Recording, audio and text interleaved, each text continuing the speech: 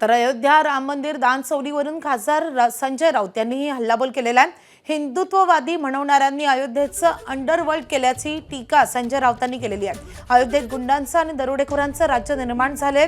अयोध्येचा अंडरवर्ल्डचा दाऊद इब्राहिम कोण आहे असा सवालही त्यांनी उपस्थित केला आहे।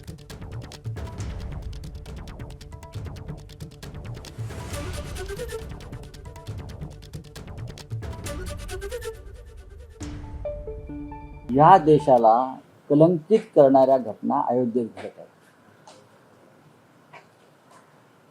ज्या अयोध्येच्या आंदोलनानं आणि प्रभू श्रीरामाच्या प्राणप्रतिष्ठेनं या देशाची अस्मिता चमकून निघाली होती, तिथे आज स्वतःला हिंदुत्ववादी मानणाऱ्यांनी जो रामाचा ताबा घेतला, अयोध्येचं अंडरवर्ल्ड केलं। आज अयोध्या एका अंडरवर्ल्डपेक्षा कमी नाही आहे। अयोध्येमध्ये गुंडांचं राज्य आहे आणि दरोडेखोरांचं राज्य निर्माण केलं भारतीय जनता पक्षाने। दानपेट्या लुटल्या,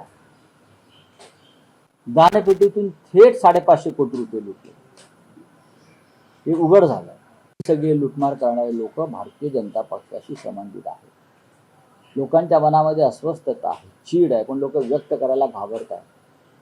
ब्रजभूषण शरण सिंग, बागेश्वर बाबा यांनी सांगितलंय, बोललो तर आमचे प्राण जातील। एवढी दहशत कोण आहे?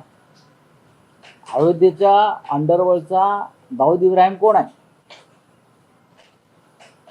ब्रजभूषण शरण सिंग जरी घाबरले असते तरी मी घाबरणार नाही। मी अयोध्येत जाऊन सांगेन इकडला दाऊद कोण, मी सांगेन ना, इकडलं अंडरवर्ल्ड कोण चालवते अयोध्येत, ते मी सांगायला तयार आहे। एबीपी माझा, उघडा डोळे बघा नीट।